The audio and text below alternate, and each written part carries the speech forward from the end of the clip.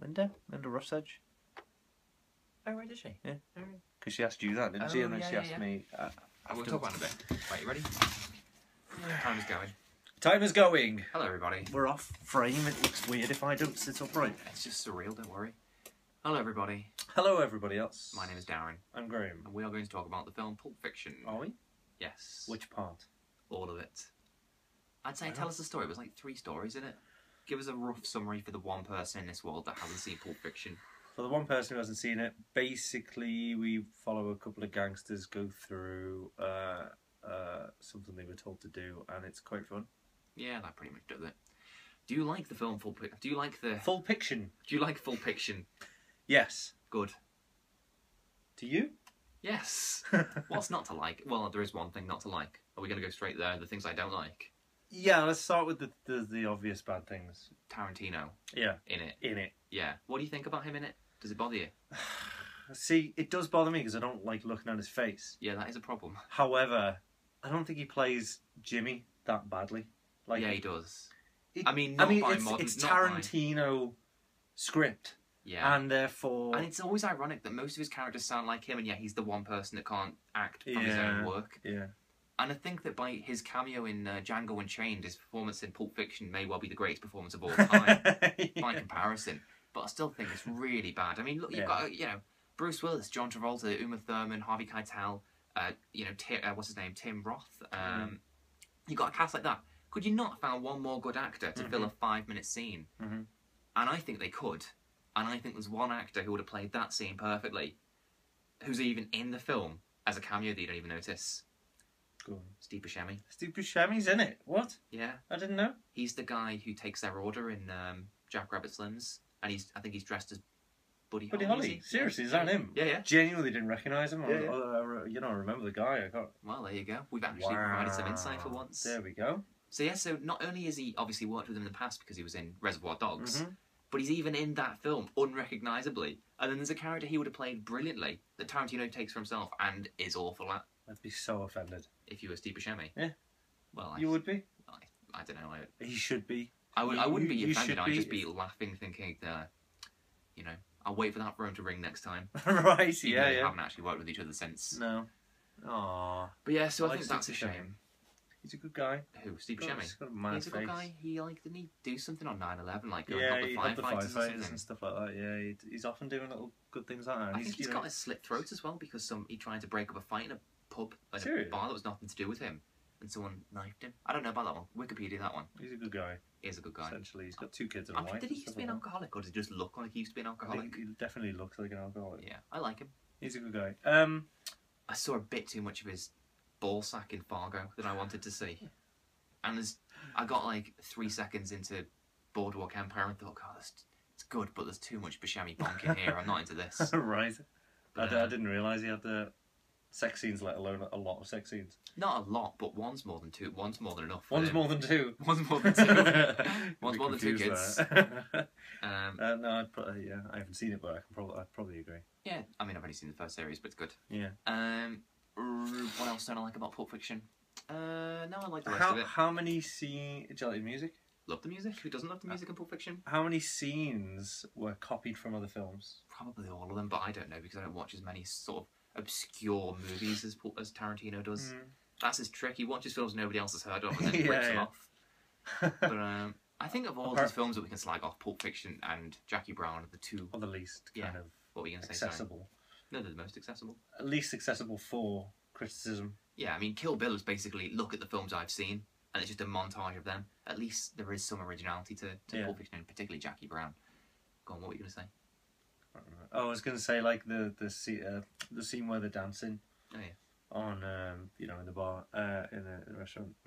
Apparently, John Travolta's entire, like, choreography is taken, from another film. Oh, is entirely, yeah, apparently. Some French movie. Hazel told me that, yeah, probably, but, yeah, it just kind of shows you that he's got the skill. Well, he does he's got the talent. That's the problem. He just doesn't. His problem is that he believes his own hype. So you look at something like Jackie Brown, which is, obviously he's borrowed the story from the book Rum Punch, and so there's some degree of kind of structure to it. Whereas these days, he just does everything himself. He writes it. obviously directs it, fucking stars in it, you know. And so it's just indulgent, you know. That's the thing about his films, is that they're just, I don't know, he just needs somebody to go, you know, stop it. But I don't think who's gonna? Because like, I would if I worked with him. He will shut you down. Yeah. Do you think? Yeah, he has got an ego, hasn't he? Yeah. I think that's it's kind of evident. Yeah. You know, I'm sure he's a nice person. Doesn't seem it. No, doesn't seem it, to be honest. Spits at the I mean, you would spit at the paparazzi and stuff, but when it's him, it just seems worse. Yeah. But so, what's your favourite Tarantino film? Favourite Tarantino film? It's just Death Proof, isn't it? I mean, it's what everybody would say. One. Obviously, that's it's Death the Proof. worst one by far. Yeah. Do you know what my favourite one is? I liked it where the cars crash, and that's it. Though, that's what the film is. And it's the leg flies out the window and stuff. Why do you like that? I like it. Okay. It's just like it. That can't be your actual favourite Tarantino film. No. No. What's your favourite? It probably would be Pulp Fiction. I haven't seen Reservoir Dogs in a long time, and I always like, you know, the whole one scene situation thing. See, the Reservoir Dogs sets up his entire career. Yeah. You know, again, look at the cast. You've got, you know, cast, Harvey Keitel, Steve Buscemi, Chris Penn. Is it Chris Penn or Carl Penn? Either way, he's dead. Makes no difference. Sean Penn's brother. You know, Lawrence Tierney. He's got all these people. Mm-hmm. The first film that he's ever done opens with a scene where he himself, as an actor, talks for about 5 minutes solid, and all these other amazing actors just sit around. Yeah. Tim Roth's in it, Michael Madsen, how could I forget? But, yeah, I like Tarantino. I like Reservoir Dogs until I watch it, and then I don't. But I think that's my fault. You do. You must do. I don't know. I'll watch it again. I'll watch it again. I always get excited when I put the disc in, and then as it goes on, yeah, I like that scene. Yeah. I think the problem with it is that there's no judgment of the bad guys. Like, you're supposed to think they're cool. At least when you watch something like Goodfellas, you know that these people are bad people. Yeah. Whereas in like that scene where he chops the ears off, if you're enjoying it as much as Mr. Blonde is, you know, you're like, it's got good music and it's funny because he's dancing. But like, there's an innocent policeman getting his ear chopped off there. Maybe that is your fault. Like you. I don't think I'm the only person. No, I'm sure. No, absolutely not. But I think it's a bit of a trick, and maybe it's a more intelligent thing that than you're realising. Maybe you should be feeling bad for him. Well, I do feel bad for him, but I think you get wrapped up in all the fun and stuff like that. But I don't think it's more of an intelligent take. I don't think it is. I'm not saying it's bad. I need to watch it again. But I mean, even like the end. Well, I can't really talk about the end, can I? We're still talking about Reservoir Dogs or Pulp Fiction, right? We should talk about Pulp Fiction for the last 3 minutes. Okay. What do you think's in the suitcase? Spoiler alert. Well, this leads me to my favourite film that Tarantino's done. One of the theories that, I mean, obviously there's nothing in the suitcase. It's just a mystery. Light, yeah. Yeah. The bulb. There's no answer. But I heard that one theory was that it was Val Kilmer's golden Elvis jacket from True Romance. Serious? Which bit are you angry about? I don't know, but I heard it was Marcellus Wallace's soul. Well, yeah, it's anything. There's loads of theories. I'm just saying I think I'm right. Is all. Well, there's no right or wrong answer. No, but I think I'm right. Why would it be Marcellus Wallace's soul? What other supernatural elements? But what? Why would his soul be in a briefcase? It's golden. He's got a blinged up soul. Well, he would do, wouldn't he? I heard that the soul came out the back of his head where that plaster is. Oh yeah. Well, it's part of his eye. Why would it be part of his eye? You massive racist. Are you thinking of the gold eye from the black man in Sin City? Sin City? I haven't even seen it. What are you talking about? Okay, so explain the gold eye. No. Racism is the answer there. I just get confused. I haven't seen anything, ever. Like, you know, Martin Luther King. I don't mean... Oh. Don't worry. It's ignorance, not hate. Exactly. We're all guilty of it. I'm not. I knew exactly what you have different things to be guilty for, but that's a different story. I'll just say that. I just put imaginary guilt on me. No. You have the guilt and it's not imaginary. Anyway, let's continue. Okay. Let's continue. I didn't like Bruce Willis's pregnant girl. And that scene where he says, I want to punch you in your pregnant belly's a bit weird. Yeah, it's funny. Yeah. Oh, yeah, but it's weird. You put... I want to put... And he's like, what's a pot? And she's like, a pot belly. Yeah. Yeah, it's quite sweet, I thought. I would punch you in your pot belly. Well, he's a boxer, isn't he? Of course he's good. Well, how else does he relate to things? Well, that's true. She's lucky he hasn't murdered her. And the children, that's definitely... And himself, yeah. It's the way it goes. That's generally it, yeah. I don't know what else is there to say about Pulp Fiction. They're not... I mean, everyone's seen it, so... There's a continuity error. That's quite fun. Let me think. Is it the bullets behind them? No. Oh, that's one.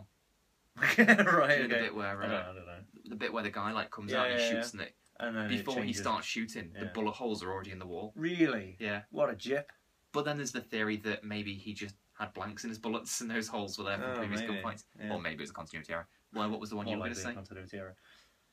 It's what Honey Bunny says in the restaurant. She says it at the start. Yeah. She says, "I'll kill every last one." Oh, and it's a different take in there. And it's a different take, and it's a different line the second time around, because it's all non-linear and fast forward and rewind back to different scenes. Everyone's seen I know, but for those 3 people who haven't, you said it was wonderful, but 2 more people have been kids. born. Yeah. That one person was pregnant with twins. Yeah. Oh well. Punch her in the belly. Yes. She wasn't punched. Yes. Yes. Punch her in her belly. Yes. Oh yes. Joyous occasion. Stop trying to make me seem sexist. We're not clearly a massive racist. Anyway, that was 10 minutes. That was Pulp Fiction. This was us. Bye everybody. Bye everyone. Want to go for some food? Starved? Yeah. About time. What am I guilty?